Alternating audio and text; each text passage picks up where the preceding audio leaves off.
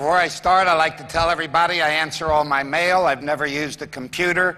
I can't get to our website. I'm sure you can, patchadams.org. There's an address. I write 400 to 600 longhand letters a month. I am your friend. If I can help you in any way, I invite your correspondence. Health and health care are a human right for all people. I entered medical school in 1967 to use it as a vehicle for social change. I was a whole systems thinker. What I wanted to do was to create a hospital that addressed every single problem of healthcare delivery in one model. When I graduated in '71, no one gave us a hospital, so 20 adults, 3 of us physicians, and our children moved into a large 6-bedroom house and said we were a hospital. We were open 24 hours a day, 7 days a week for all manner of medical problems from birth to death. In the 12-year pilot, we had 500 to 1,000 people in our home each month with 5 to 50 overnight guests a night. Never in our 40-year history have we charged money for anything. In fact, we wanted to eliminate the idea of debt in the medical interaction. We never wanted people to think they owed something. We wanted them to be excited that they belonged to something called community. Our ideal patient was somebody who wanted to create a deep personal friendship with us. We have never had anything to do with third-party reimbursement. I've never seen an insurance form. We never heard anyone say anything nice about an insurance company. We've never carried malpractice insurance because we know we are imperfect. We can always promise care. We can never promise cure. We need the right to make a mistake. As a family doctor, I knew I wanted to know my patients, so my first interview with an adult patient is 4 hours long. I ask every question sensitive to life. I visited their home. And what I found out was that less than 3% of the adult population I saw did not have self-esteem. Less than 5% had any idea what a day-to-day vitality for life was about. What we just heard about health, practically no one actually was proactive for their health.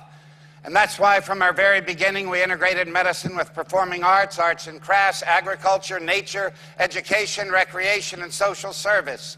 In a way, we use their disease as a gimmick to get them into a university of human culture. We were teaching love, joy, humor, passion, hope, wonder, curiosity, creativity, intimacy, shared efforts with people. We've been the only hospital to integrate all the healing arts. When we started, it was against the law.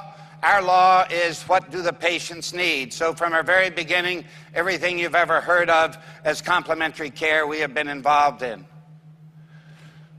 We weren't given a single donation in those first 12 years, and no one gave us a donation of any kind, and so we worked outside jobs to pay to practice medicine. For 40 years, I have paid to be a doctor. And I say that without any sense of sacrifice or long and hard journey. Rather, the unencumbered practice of care is an ecstatic experience worth paying to do. We also never had anything resembling privacy. There was never, in any course of the day, anything resembling privacy. And yet our first 9 years, no staff person left. And this was, in a way, what the Hollywood movie picked up on, and that is that we were the first silly hospital in history. We were silly to live with and silly to die with. If you only have a week to live, I'm your man.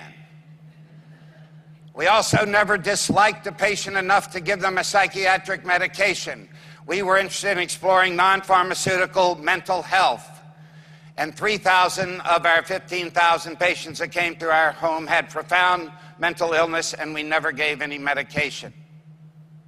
After 12 years, we realized that it was more important for us to build a model hospital than to do the cute frontier work that we were doing, and that in order to do that, having refused publicity before this, we realized that this country never rewards intelligence, it rewards fame. And so I agreed to become famous in hopes that that would build our hospital. We had such a difficult time closing. We loved the practice of medicine. I learned to live on very little sleep. I learned the thrill of loving people. To give you an idea, you're wondering, well, what the hell did he do with schizophrenia? There were times I held him in my arms for 10 hours, saying I love you, and also goofing, playing. It was like a cauldron of exploration the entire time. How does one get a person interested in exercise or diet, but much more importantly, intimacy, human love? Since we found that most people were lonely. In fact, the normal American that we saw didn't like themselves, didn't like their marriage, and didn't like their job, and none of those were reasons they came to us. So we closed our doors, knowing that we couldn't tell a nation with so many people who couldn't get care. And as we've heard, even if you could afford care, you can't get the kind of care that we give. And so we went public, closed our doors, and to tell you the truth, I thought we would be built in 4 years, that I knew the need when I was in medical school, and I thought people would say, wow, this is an interesting project. Let's fund it and see what happens. So we went public. I got famous. I started to lecture. I've been on the road now for 27 years in 70 countries, most of that time 300 days a year. I've lectured at over 90 of our medical schools, many of them many times, medical schools in 70 countries. I correspond with medical personnel in 120 countries. Nowhere are hospitals happy in the world. Medical students are hugely dissatisfied. If I go to a country to speak, 6,000 students show up. They would love a joyful, sweet practice of medicine. All over the world, physicians are rude. There is a hierarchy. All over the world, there is a deep sadness that you don't have enough time with patients. That it was so much of a mash in this work for healthcare reform to think that somehow if we paid for everything, we would have good healthcare delivery or health delivery. And all this time, I thought that by having good ideas, we would be funded. You understand, we've eliminated 90% of the cost of healthcare. For example, at our hospital, the cleaning person and the surgeon make the same salary, $300 a month. And you may think only nuts would apply. Thousands of doctors and nurses apply every year to work for $300 a month. Why? I like to think of it as the gradient of working for money or working for love. That people will trade several $1 million a year as a surgeon for $3,600 to serve humanity. They also have added the component of really being concerned with the future of humanity and knowing that we need another way of living if we're to survive as a species. And during our 40 years, the environmental movement obviously became very important, differently important. And so we are a communal eco-village project. The permanent staff will live at our hospital. In these travels, we've connected with projects all over the world. I started to take what we call clown trips all over the world. We've done that literally in 3 war zones and countless refugee camps. And in a way, it's our education to teach compassion, because we found out that no medical school in the world teaches compassion as an embedded course, that from the first day until graduation, that it is clear that the practice of medicine is the practice of compassion with whatever humble tools and knowledge that you have to help another person. So, particularly since the film promised to build our hospital. None of the profits from the film ever came to us. And so basically 40 years into this work, we are still trying to build our hospital.